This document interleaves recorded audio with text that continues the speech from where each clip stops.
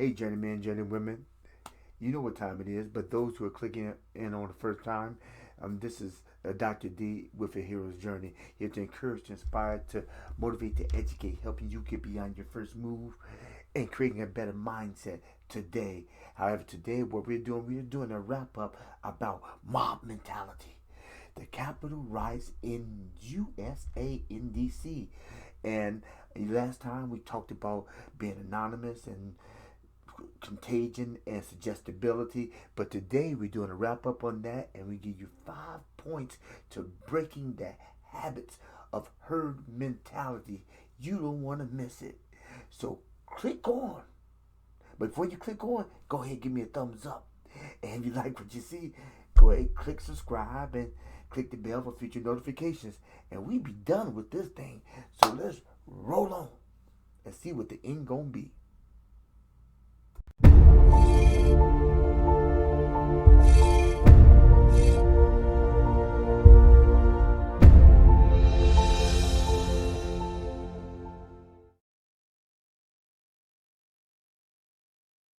Out of protocol, don't embarrass my parents, my fiance, my wife, my husband. So you do things out of protocol or out of decency and out of conformity of the society in which we live in.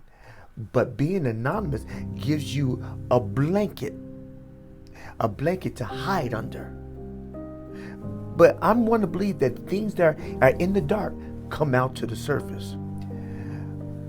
However, if you're talking about light areas of herd behavior, think about if you're going to participate in herd behavior, let it be in a baseball, football, basketball game when a person is sitting on one side of the court and doing a wave and you jump up with it. That's yes, because you're engaging, you're trying to let yourself go to the experience of having a good time. Mind you, you're having a good time, but you're not inflicting harm on anybody else. And you kind of feel in the moment. You're going with the crowd.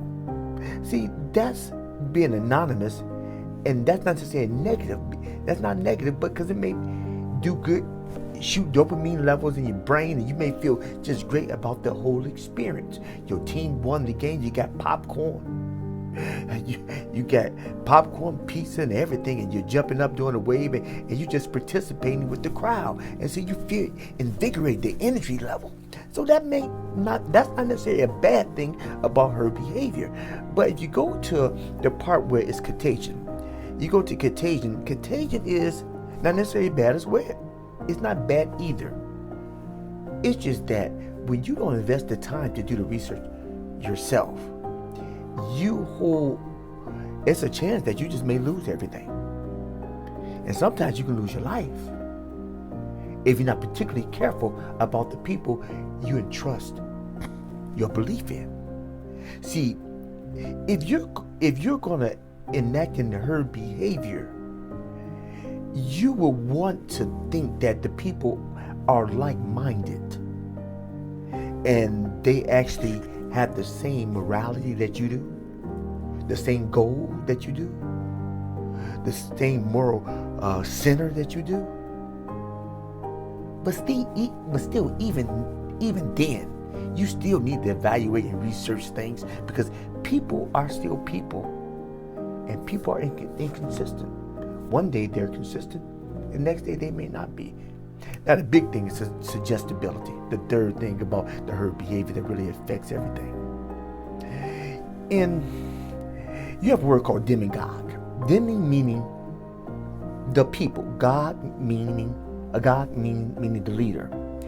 And you've had demagogues over the centuries, over the years, that have become dominant and persuasive leaders. I didn't say they were good leaders, but they're dominant, they're persuasive, and they're very, very charismatic, and they pull people into their beliefs. Usually, when they push a message of freedom, liberty, justice, then people kind of buy into it. But a lot of people buy into things that they don't research. They buy into the hype and don't search the substance. So, and that's the recipe for the mob mentality. the mob mentality. Let's talk about it. So we just broke down those three things that will influence a mob mentality. Herd behavior influences the mob mentality, but the thing that causes the most harm within society is a leader that is not leading people to a better version of themselves, but only for their wealth or their well-being. Period. And we've had situations. We've had situations currently whereas everything has been chaotic because we've had mobs. Well, some people say protest. But a protest is not peaceful. And if a protest doesn't have peace behind it, then it's pretty much mob.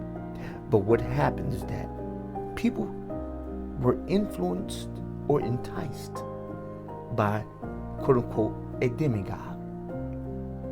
A person that was in leadership that had the influence to push or propel people to do things that they wouldn't ordinarily do. And like the definition said, they was mesmerized. They was even hypnotized, doing things that they wouldn't ordinarily do.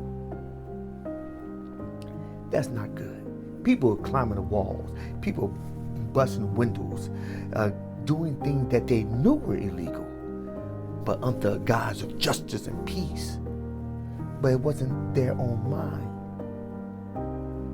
I think the general rule of the herd mentality is, and the herd behavior, is that individuals don't do the research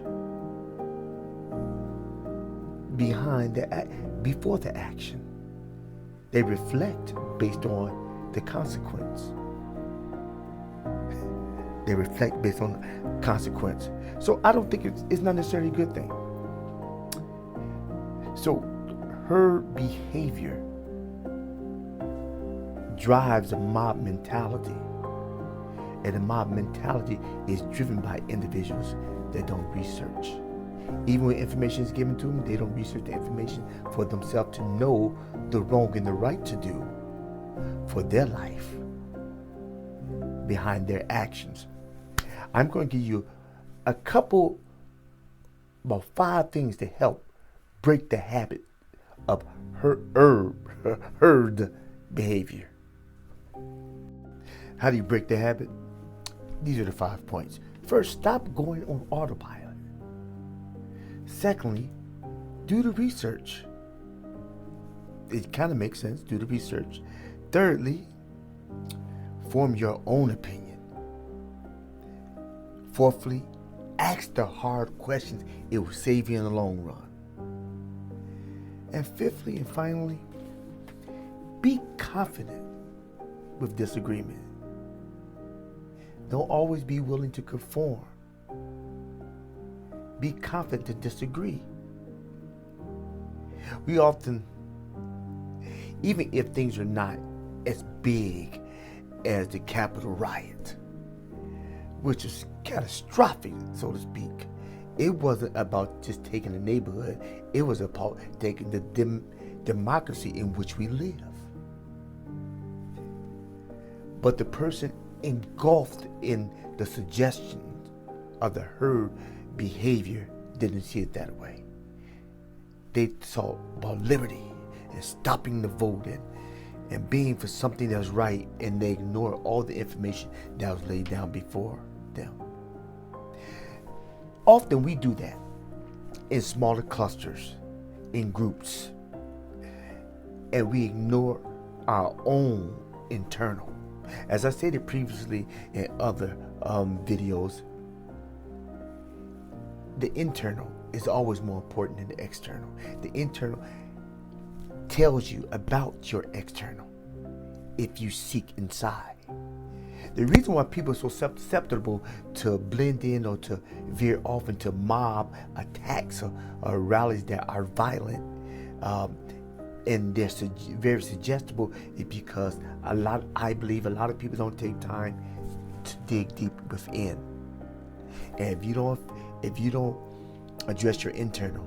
Your external will affect you and sometimes dictate your actions.